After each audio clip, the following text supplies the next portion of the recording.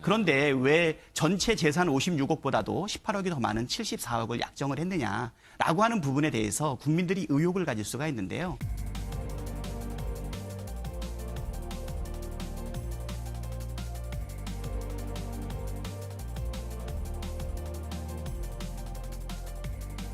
핵심인 게 이거 하나만 먼저 짚어볼게요.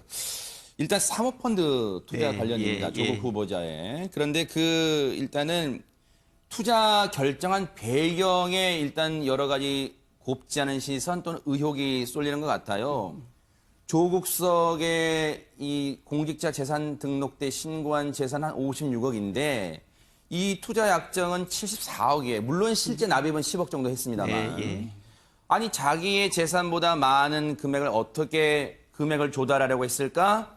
투자 결정한 배경을 놓고 일단 의혹이 있는 것 같습니다. 일단 두 가지 측면으로 좀 한번 말씀을 좀 드려보겠습니다. 일단 이 자체가 사모펀드에 투자하는 것 자체는 특별한 문제를 삼지는 않으시는 것 네네. 같아요. 아무래도 부동산이라고 하는 것은 제로섬 게임처럼 돼서 부동산을 소유한 자와 갖지 못한 사이에 사회적 부가 이렇게 양분되는 효과가 있죠. 저번에 이 방송에 나와서도 이미선 대법관에 대해서 주식 투자와 관련된 부분을 여러 가지 주식 투자의 규모라든가 또는 그 크기 때문에 많은 의혹이 있었지만 제가 생사람 잡을 수 있는 부분이다라고 이야기를 했고 오히려 이 주식 투자는 직접 투자이다 보니까 내부 정보를 이용할 가능성까지 제기됐었는데 그런 부분에 대해서는 아무런 혐의점 없었던 것이 있었어요. 근데 간접 투자에 해당되고 있는 이런 사모펀드는 오히려 부동산보다도 네. 주식보다도 간접 투자 방식을 통해 가지고서 사실은 재산을 운용하는 방식이다 보니까 네. 이 부분이 또 시기적으로도 2017년이었거든요. 그러니까 이제 공직자가 되다 보니까 주식에 대한 직접 투자 방식보다는 간접 투자 방식으로 이거를 바꾼 것은 저는 선한 의도라고 생각이 됩니다. 그런데 왜 전체 재산 56억보다도 18억이 더 많은 74억을 약정을 했느냐라고 하는 부분에 대해서 국민들이 의혹을 가질 수가 있는데요. 실질적으로 이제 우리 사모펀드라고 하는 것은 이 펀드 자체가 하나의 회사 형태를 가지고 있습니다. 뭐 익명조합 형태로 운영되고 있는 합자회사이거든요. 네. 그럼 보통 우리가 회사를 설립할 때는 등기부에 우리 주식회사 같은 경우에도 총 수권자 분수라는 것을 결정을 해요. 이 주식회사가 만들어지게 되면 앞으로 이 회사의 총 자본금은 얼마다. 이것을 정관에 기재를 하죠. 그리고 설립하는 당시의 자본금은 얼마다. 이것도 역시 기재를 하게 되거든요.